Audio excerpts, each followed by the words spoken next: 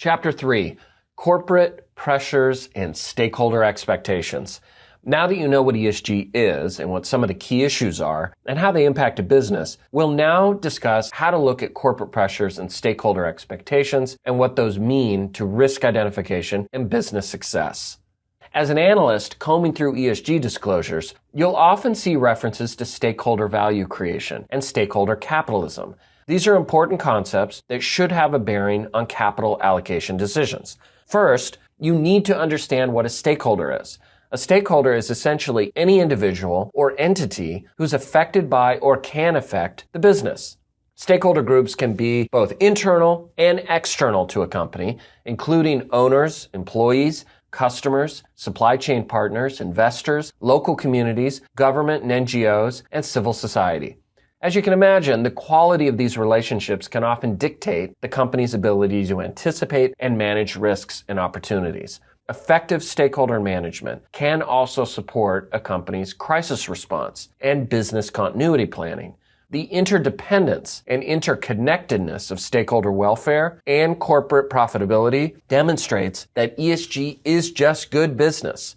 If you're assessing a company's risk exposure and there's no mention of their approach to stakeholder management, you can assume that it's a risk to the business in and of itself.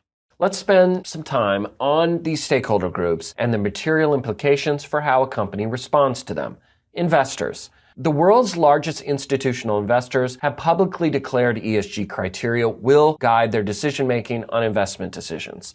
This is particularly true with regards to climate-related risk. Investors are holding companies accountable for progress on ESG issues, enhanced disclosure and reporting, and the integration of ESG risk and opportunity management into their corporate strategies. Fundamentally, investors are expecting greater clarity, greater accountability measures for ESG efforts and their intended outcomes. In 2020, the world's largest institutional investor, BlackRock, publicly announced that ESG issues will be guiding all their decision-making moving forward, prompting the investment community to follow suit. Customers and supply chain partners. Businesses that are B2B or sell to other businesses are expected to contribute to customers' ESG goals, since supply chains are now considered a part of the company's footprint and respective impacts. Now, supply chain partner ESG maturity is key to both customer acquisition for the supplier and corporate risk management. In consumer-facing businesses, B2C, traditional drivers like price and convenience are stable but evolving drivers, including company transparency, labor relations, product safety, and the environmental and social impacts of corporate behavior, and their supply chain partners are becoming equally important consumer decision-making drivers. Employees.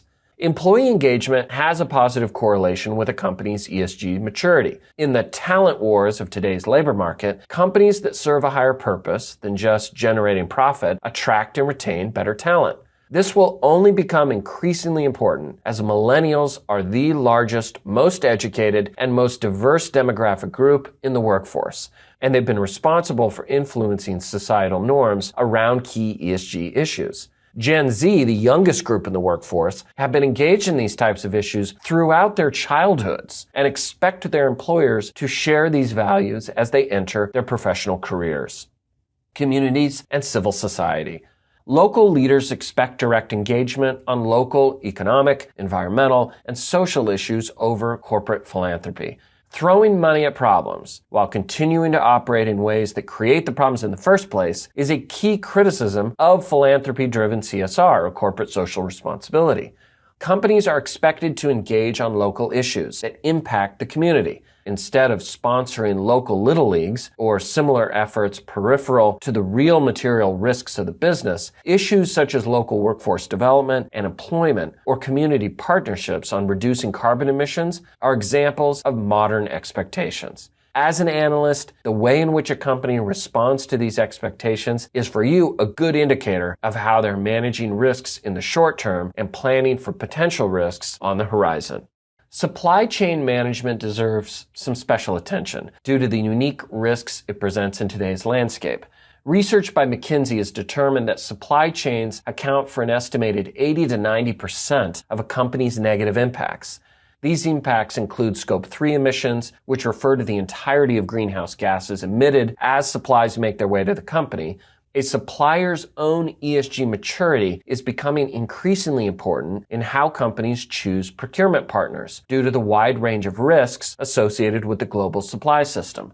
For example, negative supply chain events that once occurred on the other side of the world are now front and center due to social media and greater stakeholder awareness of these issues.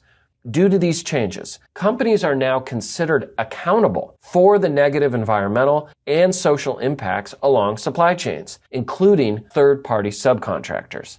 As an analyst, understanding the company's approach to supply chain management can give you a good indication to how they manage risks across the enterprise. Be sure to check if a company has a supplier code of conduct, comprehensive oversight protocols, a long-term strategy, all to reduce the risks associated with their specific procurement needs.